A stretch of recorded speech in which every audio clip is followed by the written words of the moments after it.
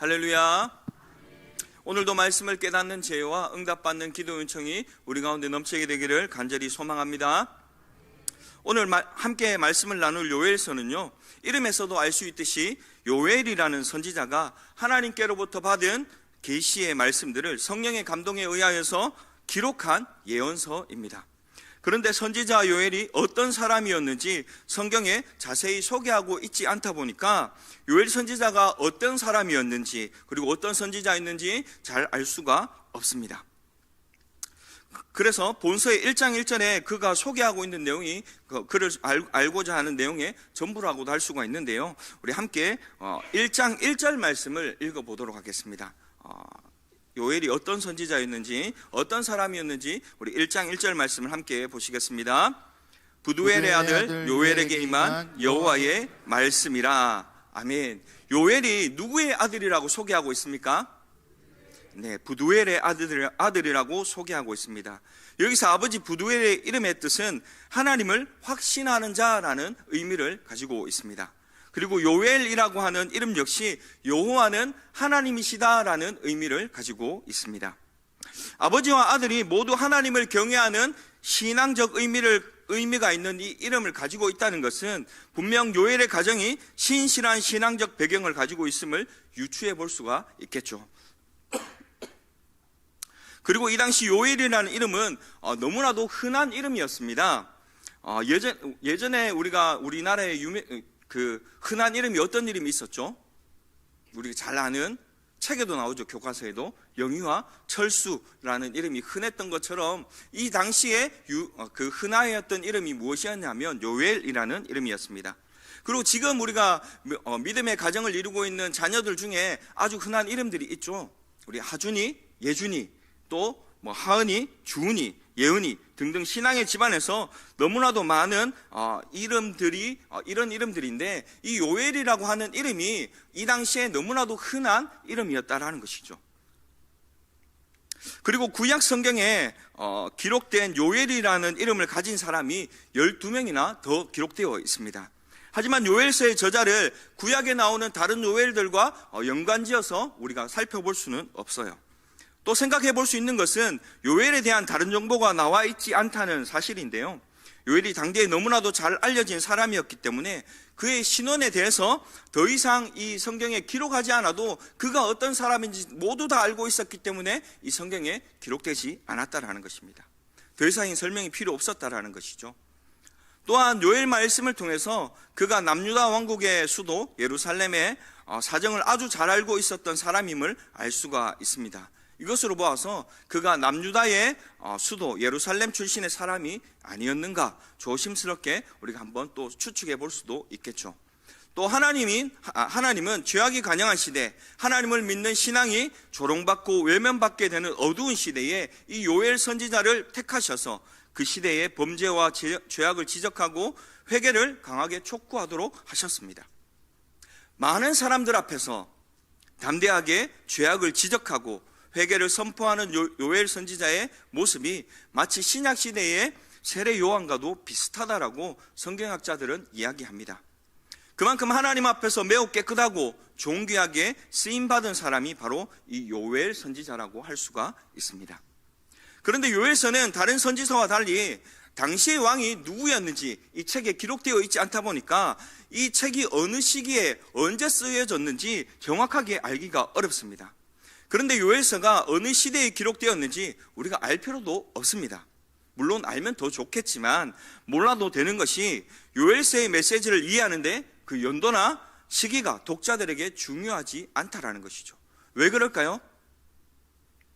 왜냐하면 회개에 대한 부르심과 회복에 대한 약속은 시대를 초월한 진리이기 때문입니다. 여러분, 이 시대에 우리에게 필요한 것이 무엇이 있을까요? 회개하고 하나님의 은혜로 회복을 하여야 된다는 것이죠. 하나님의 이 회복의 약속은 어느 시대에나 꼭 필요한 진리이기 때문에 이 시기가 중요하지 않다라는 것입니다. 요엘서는 불순종의 결과와 진정한 회개의 중요성을 우리에게 일깨워 줍니다. 또한 우리 삶에서 성령의 부으심을 구하도록 격려하고 있는 책이기도 합니다. 오늘 그 부르심 앞으로 나아가는 저와 여러분 될 수 있기를 소망합니다. 요엘서는 총 몇 장으로 기록되어 있죠? 우리 책을 보면 나오죠. 총 3장으로 구성되어 있습니다. 이 중에서 1장과 2장에서는 남유다 왕국과 수도 예루살렘의 죄악을 지적하면서 그들을 향한 하나님의 준엄한 심판과 징계를 이야기해주고 있습니다. 그런데 계속해서 하나님을 외면하고 범죄의 자리에 서게 된다면 반드시 큰 심판과 징계를 받게 될 것이라고 선포하고 있다는 것이죠. 그러나 심판과 징계를 선포하면서 동시에 회개를 촉구하고 또 회개하는 자에게 오는 하나님의 용서의 축복과 회복의 은혜를 또한 이야기하고 있다는 것이죠. 그렇습니다. 무조건적으로 하나님의 심판만 선포하는 것이 아니라 죄에서 돌이킨다면 한이 없는 하나님의 축복과 은혜가 있음을 가르치며 하나님의 백성들이 취해야 할 가장 선하고 좋은 길을 제시해주고 있다는 것이죠. 만약에 우리에게 심판과 하나님의 그 징계만을 이야기한다면 하나님이 무서워서 우리가 어떻게 살아갈 수가 있겠습니까? 그런데 그 하나님께서 회개하고 돌아오는 자에게는 한이 없는 은혜와 축복을 우리에게 더하여 주신다는 것, 그 위로의 말씀이 우리가 있기 때문에 이 자리에 나와 하나님 앞에 회개하고 또 하나님의 부으신 은혜와 원총을 기대하면서 예배하는 것 아니겠습니까? 그런데 회개를 거부하고 계속적으로 죄악 가운데 있다면 하나님이 작정하신 아주 무섭고 중한 심판과 징계의 고통이 있음을 알려주는 것이 요엘서의 1장과 2장의 말씀입니다. 그리고 마지막 3장은 하나님 백성들을 괴롭히는 이방 민족들에 대한 하나님의 심판과 또 하나님의 때에 다시 아름답게 회복되어질 하나님 백성들에 대한 약속의 말씀이 기록되어 있습니다. 요엘서에서 가장 중요한 메시지가 있는데요, 그것이 무엇이냐면 여호와의 날이라는 것입니다. 여러분이 생각하시는 여호와의 날은 어떤 날일 것 같습니까? 한번 생각해 보시기를 바랍니다. 어떤 이에게는 아직 내 죄를 회개하지 못하였고 아직도 죄악 가운데 살아가고 있는 나의 모습을 보았을 때에 주님께서 오시는 그날은 내게 징계의 날이구나, 심판의 날이구나, 무섭고 떨리는 날이 될 수도 있을 것이고요. 또 어떤 이들에게는 정말 아픔과 고통 가운데서도 믿음을 잃지 않고 하나님을 내가 예배하고 그 하나님의 말씀에 순종하며 살았기에 여호와의 날, 그날은 정말 나에게 축복이 되는 날이구나, 하나님의 은혜의 날이구나라고 고백할 수도 있겠죠. 또 어떤 이들은요, 얼마 전에 아파트를 샀는데 내가 이걸 좀 더 누려야 되는데 주님 오시면 안 되는데 라고 하는 생각을 가질 수도 있을 것입니다. 그런데 성경에서 말하는 이 여호와의 날은요, 하나님의 심판의 날을 지칭하는 말입니다. 보편적으로 이스라엘 민족을 포함하여서 역사 가운데 등장했던 나라와 민족들에 대한 하나님의 심판의 날을 지칭하고 있고요, 한 발 더 나아가서는 역사의 마지막 날 임하실 최후의 심판, 예수 그리스도의 재림의 심판을 지칭하기도 하는 날이 바로 이 여호와의 날이라는 것입니다. 보편적인 의미에서 여호와의 날은 어느 시대 어느 나라와 민족에게나 있을 수가 있습니다. 한 사회가, 한 나라가 하나님 보시기에 합당하지 않는다면, 그것이 죄악으로 관영해진다면 하나님의 심판이 임할 수 있는 것입니다. 우리 사회에도, 우리 나라와 우리 민족에게도 이러한 하나님 심판이 임할 수도 있습니다. 하나님의 심판은 크게 두 가지로 볼 수가 있는데요, 우선은 회개하지 않은 자들에게 임할 하나님의 심판을 우리가 먼저 알아보았으면 좋겠습니다. 회개하지 않는다는 것은 무엇일까요? 자신의 죄악됨을 인정하지 않고 뉘우치지도 않는다는 것을 말합니다. 이러한 자들에게는 여호와의 날이 그들이 저지른 범죄함대로 하나님의 엄중한 심판을 받게 될 것입니다. 하나님의 온전한 정의와 공의대로 철저한 심판을 받게 되는 그날이 바로 성경에서 말하는 여호와의 날이라는 것이죠. 그리고 회개한 자들에게 여호와의 날은 어떤 날일까요? 하나님의 축복의 날입니다. 여호와의 날은 회개하지 않는 자에게는 심판의 날이 되겠지만, 회개하는 자에게는 심판이 아니라 하나님의 위로와 축복을 받는 날이 될 것입니다. 회개하지 않는 자들에게는 그들이 행한 죄악대로 심판을 받겠지만, 회개한 자들에게는 하나님의 은혜와 자비대로 상급을 받게 될 것입니다. 여러분은 어떤 날이기를 원하십니까? 여호와의 날, 한번 우리의 마음속으로 한번 생각해 보았으면 좋겠습니다. 요엘서는 여호와의 날에 회개하지 않는 자에게는 엄중한 심판이 임할 것이고, 회개한 자에게는 하나님의 은혜와 자비가 임하게 된다는 것을 분명하게 말해주고 있습니다. 그러므로 하나님께서 회개를 촉구하실 때, 하나님이 경고하실 때에 하루라도 빨리 죄를 뉘우치고 회개의 자리로 나와야 합니다. 자, 그런데 여러분, 회개가 쉽던가요? 그렇지 않죠. 그렇다면 회개가 왜 쉽지 않을까요? 하나님 앞에 우리들이 회개한다고 하면 하나님 앞에 우리들의 죄를 다 고해야 하는 것입니다. 내 모습이 하나님 앞에 적나라하게 드러나는 것이 회개이기 때문에 쉽지 않다는 것이죠.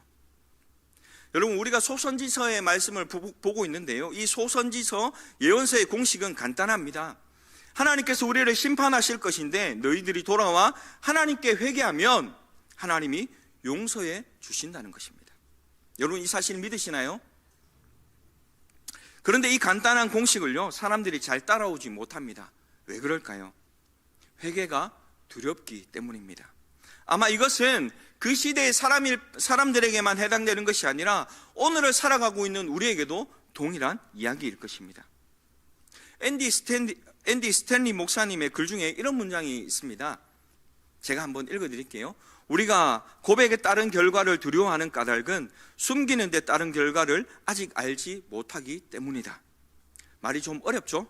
한 번 더 읽어드리겠습니다. 우리가 고백에 따른 결과를 두려워하는 까닭은 숨기는 데 따른 결과를 알지 못하기 때문이다.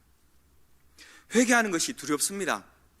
그런데 회개하지 않았을 때에 우리들에게 따른 그 엄청난 일을 우리들이 모르기 때문에 회개에 대한 두려움을 가지고 있다라는 것이죠. 시편 32편 1절과 2절 말씀에 이렇게 기록되어 있습니다. 허물의 사함을 받고 자신의 죄가 가려진 자는 복이 있도다. 마음에 간사함이 없고 여호와께 정죄를 당하지 아니하는 자는 복이 있도다. 무엇이라고 말합니까? 허물이 없는 자가 복이 있는 것이 아니라 어떤 사람이 복이 있다고 합니까? 허물의 사함을 받고 자신의 죄가 가려진 자가 복이 있다라고 이야기합니다. 우리 중에 누가 죄 없음으로 인하여 복이 있는 자가 있겠습니까? 누가 율법을 다 지켜서 죄 없이 살아갈 수가 있겠습니까? 우리는 모두 다 죄인입니다. 우리들의 허물이 다 드러나고 하나님의 은혜 가운데 이 모든 것이 가려진 자가 복이 있는 자라고 성경은 우리에게 말해주고 있다는 것이죠. 우리의 죄가 가릴 수 있다고 해서 다 가려지는 것이 아닙니다. 하나님은 분명히 다 알고 계십니다. 우리 사람들에게 속일 수 있을지 모릅니다. 그러나 하나님 앞에 우리의 죄를 다 회개하지 않는다면 복받을 자가 없다라는 것이죠. 또 야고보서 5장 16절에도 이런 말씀이 기록되어 있습니다. 그러므로 너희 죄를 서로 고백하며 병이 낫기를 위하여 서로 기도하라. 의인의 간구는 역사하는 힘이 큼이니라. 우리들이 하나님께 기도를 하는데 뭐가 더 선행되어야 우리의 기도가 응답된다고 말합니까? 방금 말씀에 너희 죄를 서로 고백하라 라고 말하고 있습니다. 우리의 신앙, 오늘날 우리 교회 가운데 하나님의 능력이 사라지고 하나님의 역사가 일어나지 않는 중요한 이유가 무엇일까요? 그것은 바로 우리가 죄를 회개하지 않고 우리의 죄를 고백하지 않기 때문입니다. 그렇습니다. 회개하는 일은 이처럼 어렵고 참으로 중요한 일입니다. 오늘 이 회개의 말씀을 깨달아 우리의 허물이 허물인 줄 모르고 이 허물 없음을 자랑하는 자가 아니라 우리의 허물을 하나님께 아뢰어 비록 허물이 세상 가운데 드러날지라도 하나님의 은혜 가운데 이 모든 것이 가려지는 자의 복을 여러분들이 다 받을 수 있기를 소망합니다. 우리가 오늘 함께 보는 요엘서의 가장 중요한 메시지가 아까 무엇이라고 했습니까? 바로 여호와의 날입니다. 그런데 여호와의 날이 의미하는 것이 무엇일까요? 그것은 바로 하나님의 임재를 의미합니다. 하나님께서는 여호와의 날, 하나님의 임재를 통해 당신의 백성들의 마음을 회복하게 하는 계기가 되기를 바라신다는 것이죠. 이제 하나님의 임재에 대한 이야기를 하려고 하는데요, 먼저 오늘 본문의 12절 말씀을 같이 한번 읽어보았으면 좋겠습니다. 12절 말씀을 함께 보시겠습니다. 여호와의 말씀에 너희는 이제라도 금식하고 울며 애통하고 마음을 다하여 내게로 돌아오라 하셨나니. 하나님은 파멸을 경고받아 아무런 희망을 가질 수 없는 낙심에 빠진 백성들에게 무엇이라고 말합니까?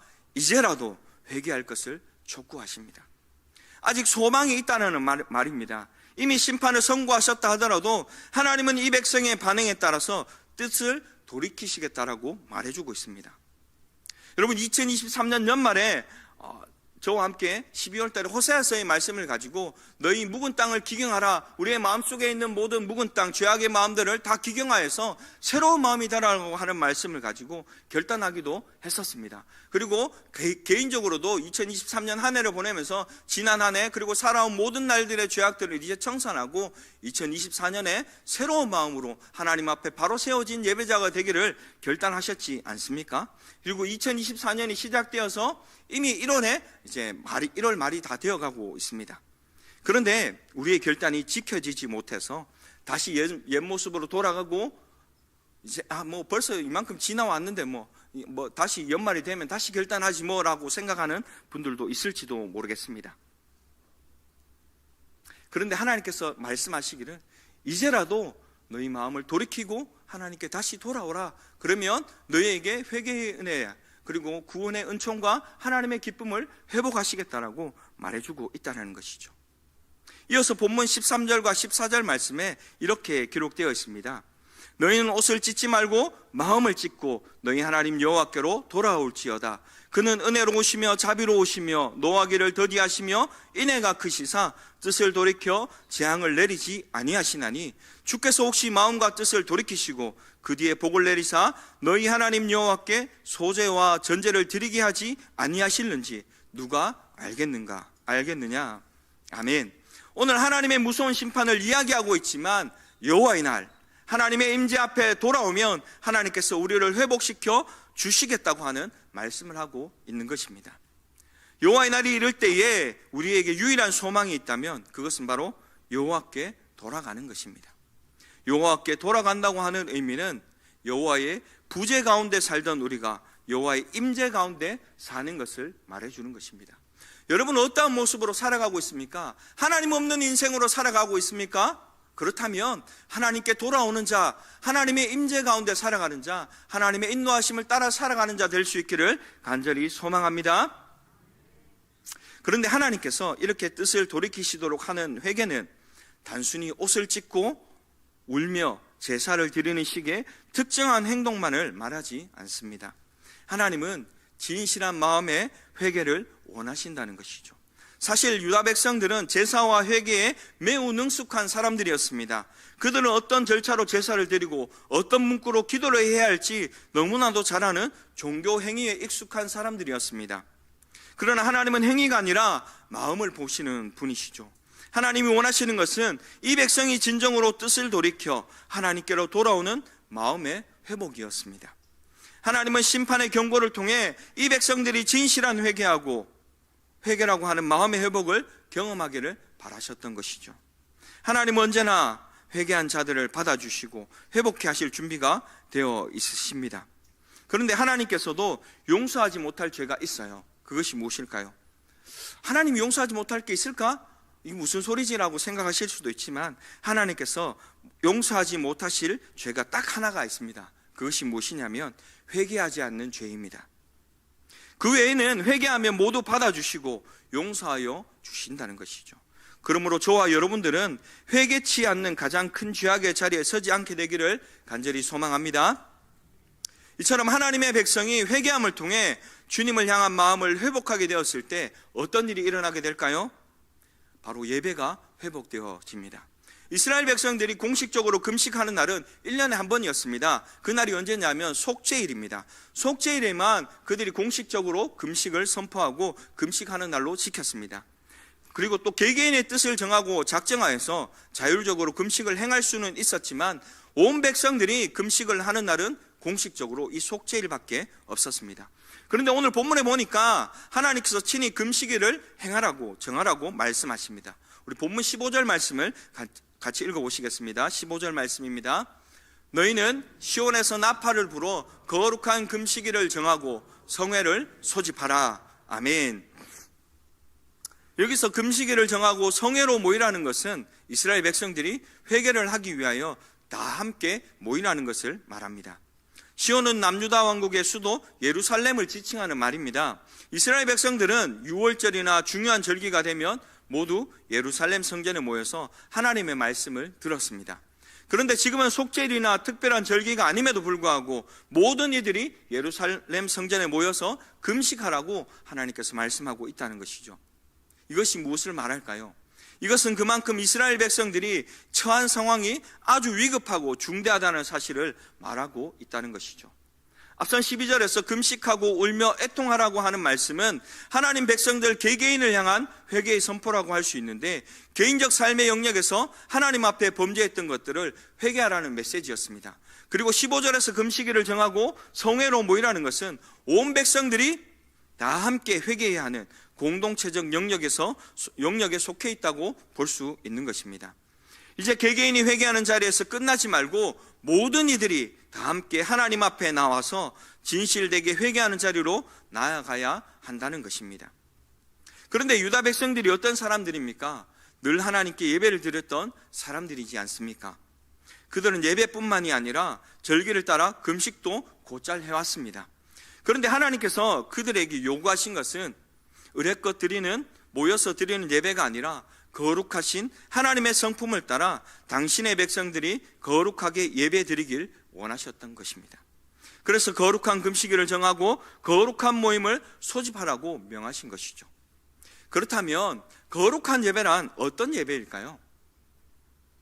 숨막히듯 엄중한 분위기로 드리는 예배를 말할까요?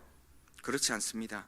본문을 통해서 깨닫게 되는 거룩한 예배는 하나님께 온전한 마음을 돌이킨 주의 백성들이 진정으로 예배의 대상이신 하나님만을 위하는 예배, 그 예배가 바로 거룩한 예배라는 것입니다. 우리 본문 17절 말씀 함께 보실까요? 17절 말씀을 함께 읽겠습니다. 여호와를 섬기는 제사장들은 낭실과 제단 사이에서 울며 이르기를, 여호와여 주의 백성을 불쌍히 여기소서, 주의 기업을 욕되게 하여 나라들로 그들을 관할하지 못하게 하옵소서. 어찌하여 이방인으로 그들의 하나님이 어디 있느냐 말하게 하겠나이까 할지어다. 아멘. 백성들이 온전히 회개하며 마음과 뜻을 하나님께로 돌이켰을 때 그들의 간구의 내용이 바뀌게 됩니다. 이제 단순히 자신들의 부귀영화를 구하지 않습니다. 적의 침략으로 받을 피해를 두려워하는 것도 아닙니다. 침략을 받음으로 말미암아 주님의 기업인 이 나라와 거룩하신 하나님의 이름을 욕되게 할까봐 애통하는 마음, 거룩한 슬픔의 마음으로 주님께 간구하게 된다는 것이죠. 그렇습니다.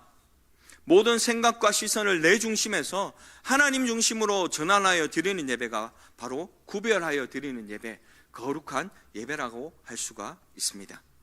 오늘 말씀을 통하여 우리가 깨달아 우리의 모든 생각과 시선을 내 중심에서 하나님 중심으로 전환하여 하나님께서 받으시는 구별된 예배, 거룩한 예배 드리는 저와 여러분 될 수 있기를 간절히 소망합니다. 이제 하나님의 백성이 회개함을 통해 주님을 향한 마음을 회복하게 되었을 때 그들에게 하나님께서는 예배를 회복해 주셨습니다. 이와 같이 마음을 돌이켜 하나님의 거룩과 영광을 간구하는 예배를 회복한 주의 백성들에게 어떤 일이 또 일어나게 될까요? 주님은 극진한 사랑의 마음으로 그들을 불쌍히 여기시며 삶의 모든 부분에 회복의 복을 더하실 것입니다. 하나님은 자신의 백성들에게 흡족한 곡식과 새 포도주와 기름을 약속하셨습니다. 이방 나라들 가운데 욕을 당하지 않게 하시겠다고 선포하십니다. 그동안 재앙으로 인한 결손들을 모두 갚아주시되 아주 풍족할 정도로 주시겠다고 말씀하고 있다는 것이죠. 그런데 이러한 삶의 회복은 단순히 물질적인 부분에서만 그치지 않습니다. 하나님은 놀라운 영적인 축복을 더하여 또 약속해 주십니다. 시편 16편 11절 말씀에 이렇게 약속하시는데요, 우리 말씀을 같이 한번 읽어보도록 하겠습니다. 함께 봅니다. 주께서 생명의 길을 내게 보이시리니 주의 앞에는 충만한 기쁨이 있고 주의 오른쪽에는 영원한 즐거움이 있나이다. 아멘. 하나님의 임재 가운데 사는 것이 내 모든 것을 다 포기하는 것, 내가 무력한 인간이 되는 것이라고 생각했는데 그렇지 않습니다. 하나님의 임재 가운데 살아가니 나에게 충만한 기쁨과 영원한 즐거움이 있다라는 것입니다. 그리고 놀라운 일을 또 예언하고 있죠. 우리 오늘 읽지는 않았지만 요엘서 2장 28절과 29절 말씀에 이렇게 예언하고 있죠. 우리가 너무나도 잘 아는 말씀입니다. 같이 한번 더 읽어보도록 하겠습니다. 그 후에 내가 내 영을 만민에게 부어주리니 너희 자녀들이 장래일을 말할 것이며 너희 늙은이는 꿈을 꾸며 너희 젊은이는 이상을 볼 것이며 그때에 내가 또 내 영을 남종과 여종에게 부어 줄 것이며. 아멘. 하나님은 성령을 모든 사람에게 부어 주심으로 하나님과 깊고도 친밀한 교제를 나누게 될 것이라고 예언하고 약속해 주고 있다라는 것입니다. 영과 꿈과 이상은 구약의 시대에 하나님께서 자신을 계시하는 수단이었습니다.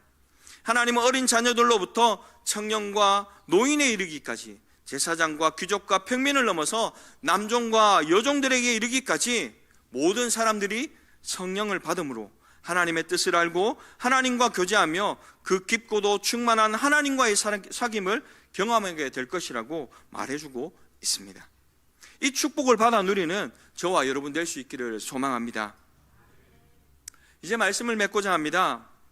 여호와의 날은 유다 백성들에게 있어서 너무나 두려운 예언이었습니다. 왜 그랬을까요? 여호와의 날이 자신들을 괴롭히는 이방 적들에 대한 심판이 아니라 바로 자신들을 향하신 하나님의 진노라고 하는 충격적인 소식을 들었기 때문입니다. 그러나 하나님의 본심은 자신의 백성들이 두려움과 슬픔으로 낙심하여 모든 것을 포기하고 멸망의 예언을 운명으로 받아들이는 것이 아니었습니다. 죄악에 대하여 공의의 심판을 내리시는 하나님이시지만 동시에 하나님은 자비와 긍휼의 하나님이십니다. 하나님은 당신의 백성들에게 평안과 복을 주시기를 원하신다는 것이죠. 그리고 하나님께서는 그 마음과 예배와 삶을 온전하게 회복하길 바라십니다. 우리가 어떠한 고난과 재앙 가운데서도 포기하지 말 것이 있다면 말씀에 기록된 이 하나님의 선하심과 은혜를 믿어야 한다는 것입니다. 그리고 환난 가운데 우리가 가장 먼저 해야 할 것이 있다면 무엇보다도 하나님께로 시선을 고정하고 주님 앞에서 우리 자신을 낮추어 회개하고 예배해야 한다는 것입니다. 그리할 때에 우리는 하나님의 임재 속에 들어갈 수 있고 장래일을 말할 것이며 꿈을 꾸고 이상을 볼 것입니다. 또 남종과 여종에게 하나님께서 영을 부어주시게 될 것입니다. 오늘 이 요엘의 말씀을 통하여 우리들에게 이러한 기도와 고백의 간구가 있었으면 좋겠습니다. 하나님, 제가 하나님의 임재 가운데 서기를 원합니다. 오늘 이곳에 임재하여 주셔서 하나님의 부재 가운데 살던 제가 이제 하나님의 임재 가운데로 나아가 살게 하여 주옵소서. 이 고백이 우리의 고백이 될 수 있기를 바라는 마음으로 우리 이 찬양하고 말씀을 맺었으면 좋겠습니다. 하늘의 문을 여소서 주여 이곳에 주목하여 주시고 이곳에 임재하여 주옵소서. 우리 같이 찬양하고 기도하면서 말씀을 맺었으면 좋겠습니다.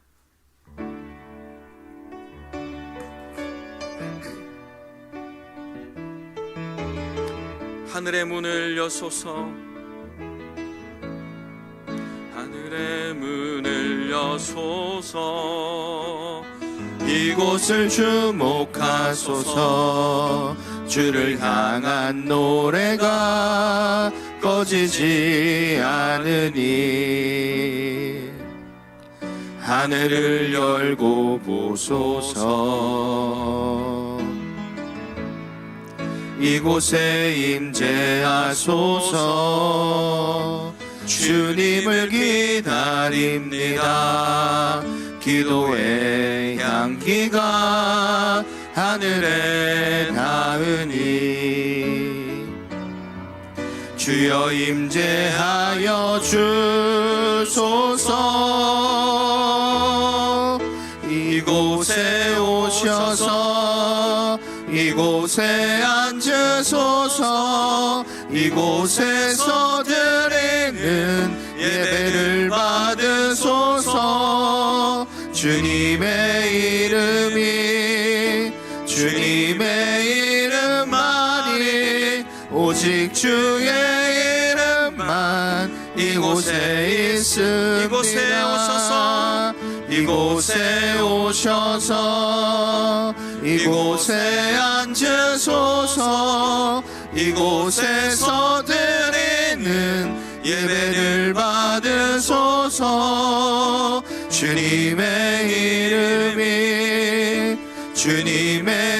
이름만이 오직 주의 이름만 이곳에 우리 한 번 더 고백하실까요? 이곳에 오셔서, 이곳에 오셔서 이곳에 앉으소서.